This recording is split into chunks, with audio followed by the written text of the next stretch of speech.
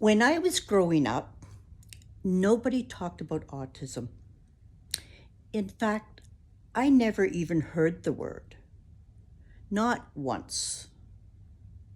Not in school, not in the neighborhood, not even in conversations, certainly not on television, just nothing.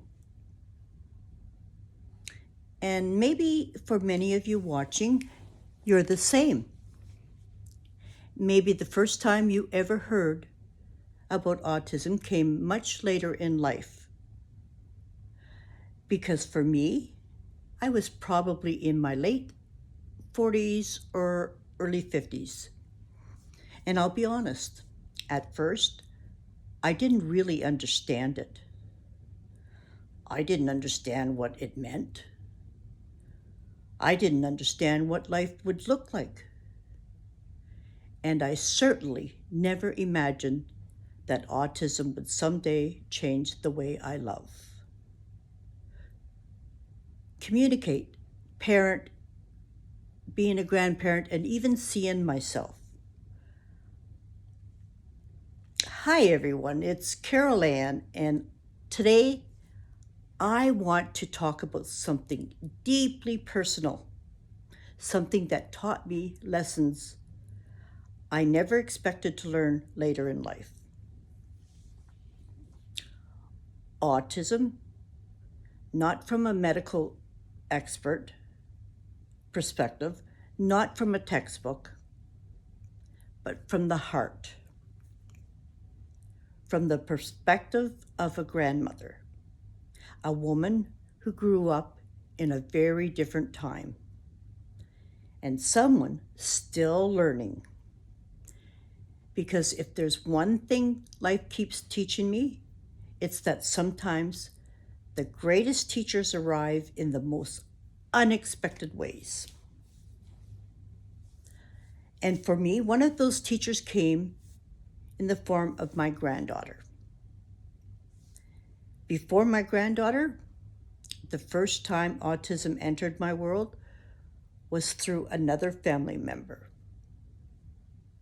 A little boy who was nonverbal, or is nonverbal, sorry. And honestly, at that time, I didn't fully understand it. I cared, but I didn't really understand what life looked like for him or for his family. Then life brought us a little girl, my granddaughter. And slowly we started noticing things. At first they were small things, little things, things you wonder about but don't quite know what to make of it. She wasn't meeting some milestones. She started off meeting them, and then all of a sudden, slowly, she wasn't meeting them anymore. She wasn't saying many words. Eye contact was very difficult sometimes. She didn't really play with toys, not the way other children seemed to. Toys that made sounds, she didn't like them at all. But stuffies?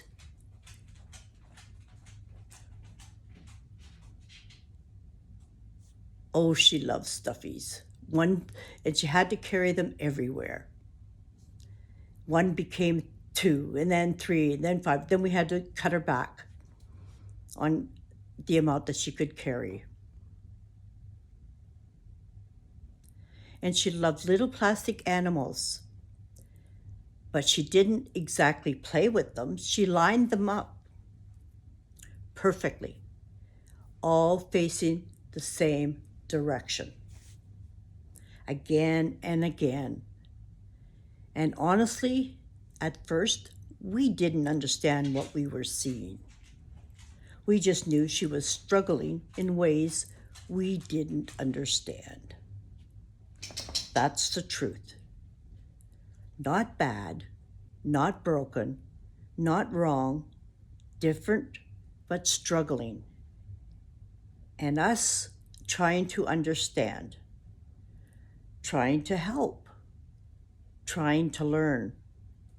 Another thing we kept mentioning to doctors was she always walked on her tippy toes all the time. And then came a moment I still remember so clearly. I think it was her third birthday, or maybe it was her second, I'm not sure. We started as a family singing happy birthday like we always do, and suddenly she started screaming. Not fussy, not screaming, but not tantrum screaming anyway, but like a distress, a real distress. And I remember thinking, something about this world feels different to her. Something is overwhelming her. Something we can't see. That was when it became clearer. We needed answers. Now, something I learned later is that autism affects people very differently.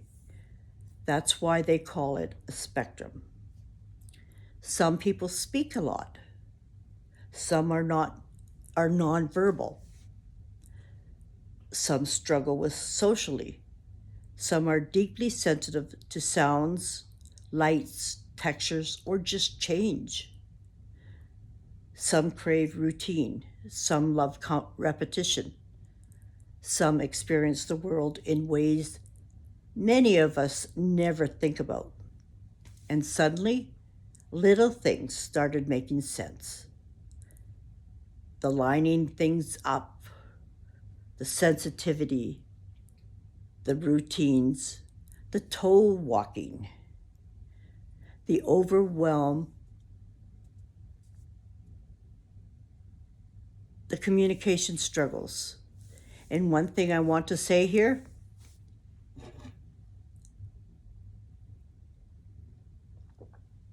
especially to grandparents or older people watching, please hear me when I say this. When we were growing up, many of us simply didn't know. We didn't hear the word autism. Sometimes children were called shy, difficult, overly sensitive, different, maybe awkward, very quiet, or maybe troublemakers, or they're just odd, or gifted, but unusual. And today, I sometimes wonder how many people went through life misunderstood. How many adults today were never recognized? How many people were trying so hard in a world that simply didn't understand them? But here's where this story really changed me, because this little girl didn't just learn from us. We learned from her. And I'll be honest, I grew up in a time where strength looked different. Many of us were raised believing being a good mother, a strong woman, meant keeping order, being firm, being in control, having structure, and doing what had to be done. And somewhere along the way, if I'm really honest, I think I confused strength with control. Not intentionally, just what I knew, what I saw growing up, what many of us were taught. But autism quietly taught me something else. That listening could be stronger than controlling. That patience could be stronger than power.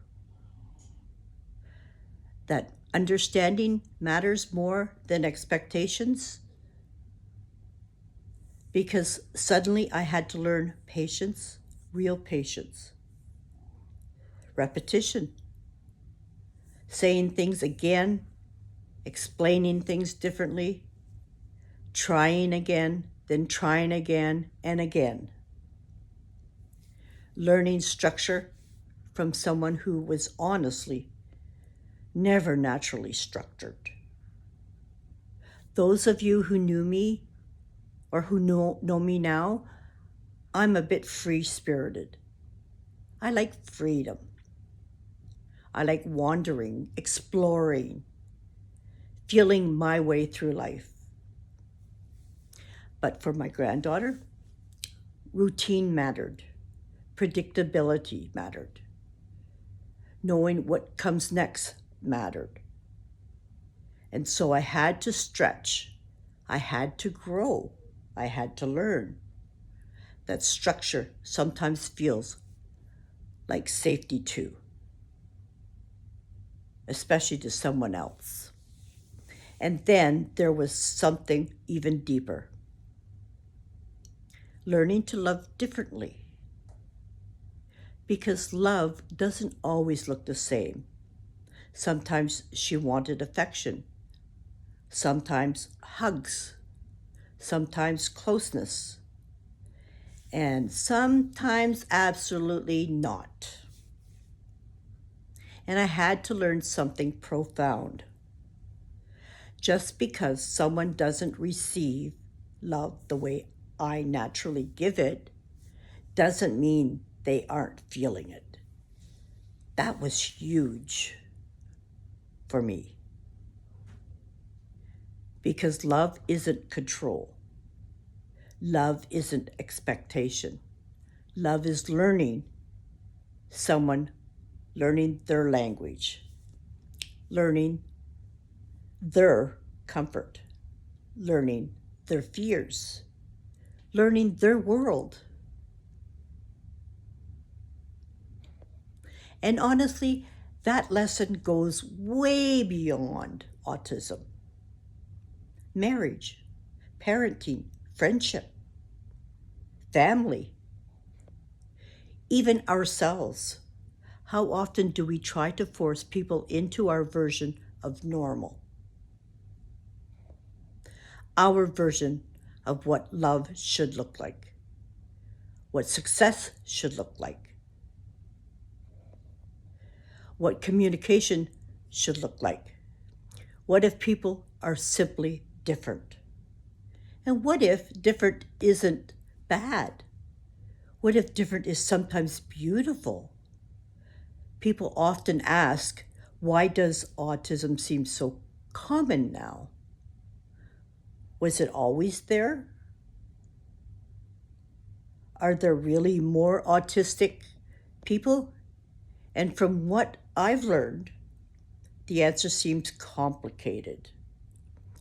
Some experts believe we are simply recognizing it more, understanding it better, diagnosing it earlier, especially in girls, especially in adults, especially in families who years ago may have just thought, oh, they're quirky, or they're just shy,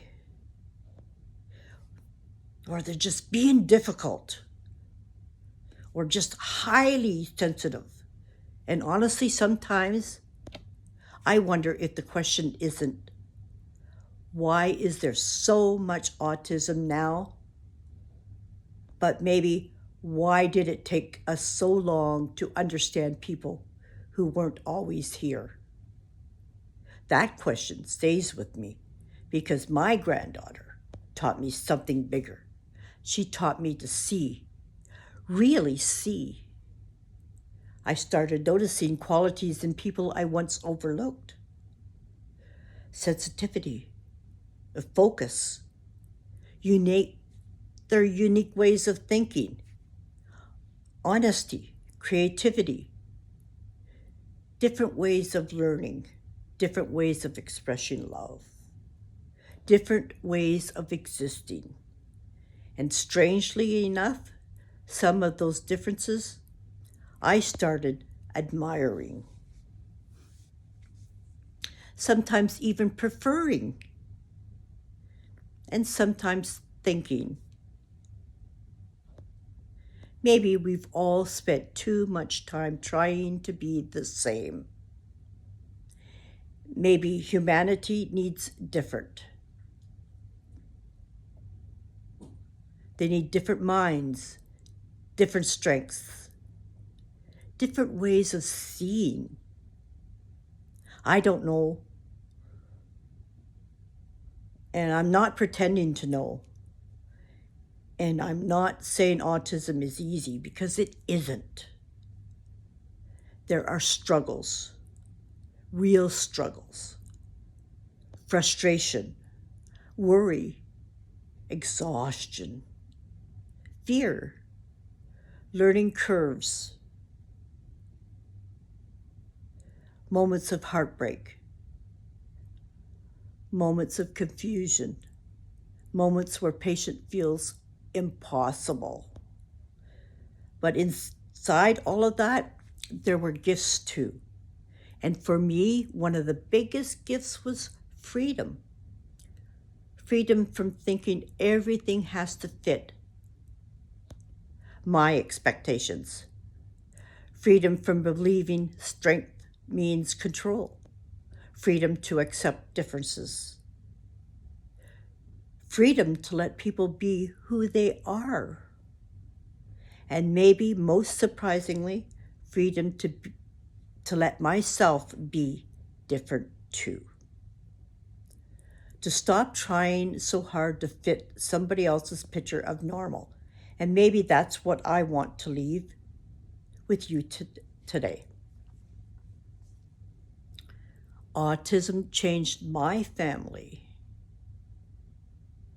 But maybe more importantly, it changed me. It taught me patience, listening, acceptance, communication, flexibility, and love. A different kind of love. The kind that asks, who are you and how can I meet you where you are? Instead of, why aren't you who I expected? And maybe, just maybe, that's a lesson all of us could use. Whether autism touches your family or not, because the greatest gift wasn't learning about autism. The greatest gift was learning to understand another human being differently. And in doing that, I think I understood myself a little better too. If autism has touched your family or taught you something about life, love, patience, or understanding, I'd truly love to hear your story in the comments. And if you're walking this journey with someone you love, you're not alone. Thank you for sitting with me today. And remember, we're all still learning, we're all still growing, and we're all still standing.